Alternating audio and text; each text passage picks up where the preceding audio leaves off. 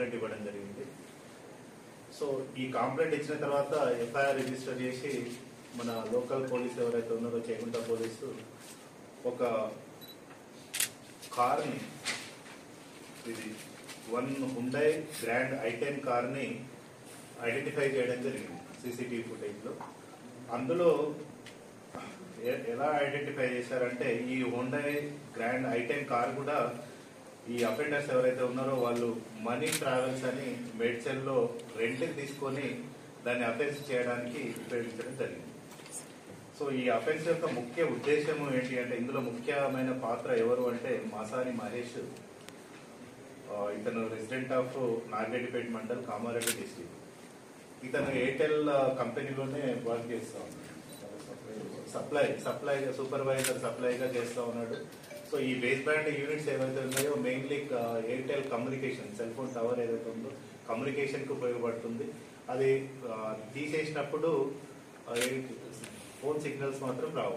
Sub division DSP గారు యాదగిరి రెడ్డి గారి ఆధ్వర్యంలో చేగుంట ఎస్ఐ మరియు రామాంపేట సిఐ మరియు వాళ్ళ టీం మొత్తం కలిసి ఒక ఇంటర్ డిస్ట్రిక్ట్ గ్యాంగ్, ఈ ఎయిర్టెల్ యొక్క బేస్ బ్యాండ్ యూనిట్స్ సెట్ చేసే ఒక ఇంటర్ డిస్ట్రిక్ట్ గ్యాంగ్ ని పట్టుకోవడం జరిగింది. దీనికి సందర్భంగా ఈ ప్రెస్ మీట్ ఏర్పాటు చేయడం జరిగింది. ఇందులో ముఖ్యంగా ఏంటి అంటే మనకు 13th, 14th సంక్రాంతి ఫెస్టివల్ అందరూ జరుపుకుంటున్నారు. But 13th morning, early morning Ramanthapur and Rampur ఈ రెండు విలేజెస్ కూడా చేగుంట మండలంలో ఈ ఎయిర్టెల్ బేస్ బ్యాండ్ యూనిట్స్ పోయినవని స్టేట్ నుంచి థెఫ్ట్ అయి ఢిల్లీకి చేరి అక్కడి నుంచి వివిధ యూనిట్ల లోపల వేరే కంట్రీస్ కూడా, అంటే బంగ్లాదేశ్ అటువంటి కంట్రీస్ కూడా పంపిస్తున్నారని తెలిసింది. సో ఇప్పటి వరకు మేము అప్రిహెండ్ చేసిన ఈ 7 మెంబర్స్ ఈరోజు రిమాండ్ చేస్తాము.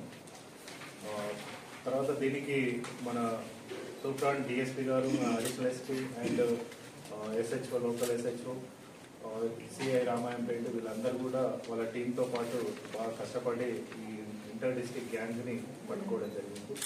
సో ఇప్పుడు పట్టుకున్న వాల్యూ కూడా అరౌండ్ 6,75,000, 5 యూనిట్స్.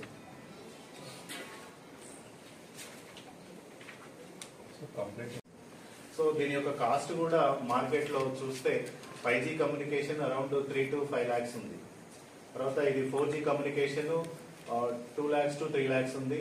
తర్వాత రిమైనింగ్ అట్లా బేస్ బ్యాండ్ యూనిట్లు ఏవైతే ఉన్నాయో వాళ్ళు ఒక్కొక్క టెలికాం కంపెనీకి వివిధ రేట్లలో ఉన్నాయి కమ్యూనికేషన్ బట్టి. సో ఇట్లాంటివి థెఫ్ట్ చేసి వీళ్ళు అమ్మేస్తా ఉన్నారు అనమాట. ఈ మహేష్ తో పాటు సంతోష్ రెడ్డి, రత్నాకర్ రెడ్డి అండ్ రాజా గౌడ్,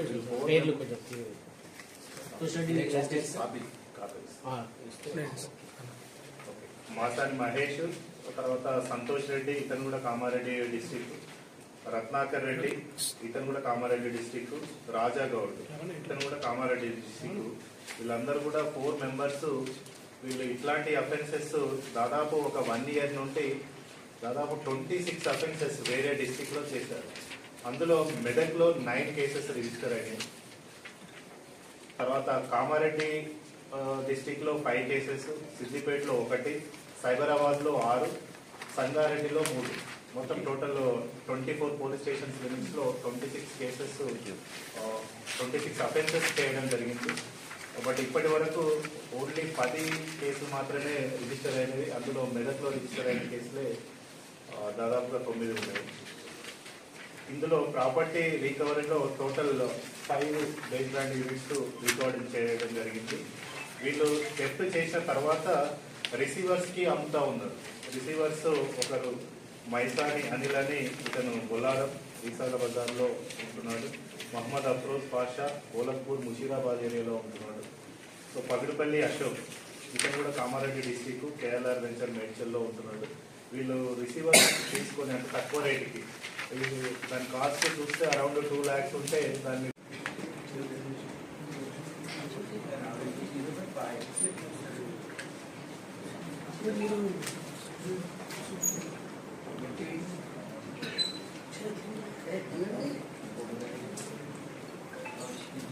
आगे తీసుకుంది